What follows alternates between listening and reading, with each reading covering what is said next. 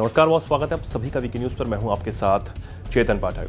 Richa Chadha Bollywood actress, उनके एक tweet के बाद बवाल मचा हुआ है। लगातार बीजेपी नेता ने उन पर हमला बोला है, लोग भी उन पर जमकर भड़क रहे हैं। दरअसल ऋचा चड्ढा ने गलवान घाटी में झड़प के बाद शहीद हुए हमारे 20 जवानों पर टिप्पणी की और उनका अपमान किया। लोग ये कह रहे हैं कि उन्होंने भारतीय सेना का अपमान किया है, साथ ही साथ उन पर कार्रवाई होनी चाहिए। बीजेपी नेता मनजिंदर सिंह सिरसा ने भी मुंबई पुलिस से इस पर कार्रवाई करने की मांग की थी, लेकिन अब खबर ये आ रही है कि ऋचा चड्ढा ने ट्वीट डिलीट कर दिया है और उन्होंने माफी मांग ली है। उन्होंने अपने माफीनामे में लिखा है कि ये मेरा उद्देश्य सेना का अपमान करने का नहीं था। मेरे 3 शब्दों को विवादों में घसीटा गया। अगर किसी को भी बुरा लगा हो तो माफी मांगना चाहती हूं।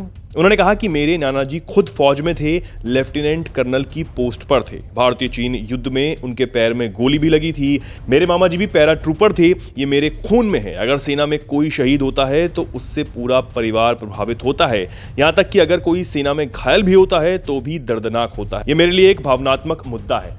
तो ये बात जो है अब ऋचा चड्ढा की तरफ से की गई है। माफीनामा उनकी तरफ से ये लिखा गया है और साथ ही साथ जो ट्वीट उन्होंने पहले गलवान को लेकर किया था, जिसमें उन्होंने लिखा था कि गलवान सेज हाय, यानी गलवान हेलो बोल रहा है, ये उनकी तरफ से ट्वीट किया गया था, वो डिलीट कर दिया गया है।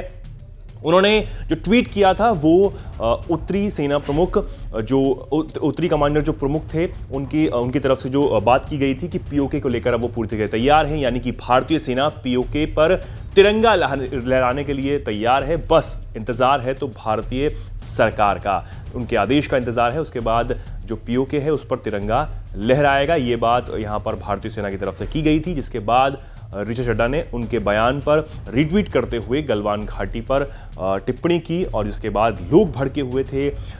बीजेपी नेता लगातार उन पर भड़क रहे थे और उन पर कार्रवाई करने की मांग भी हो रही थी।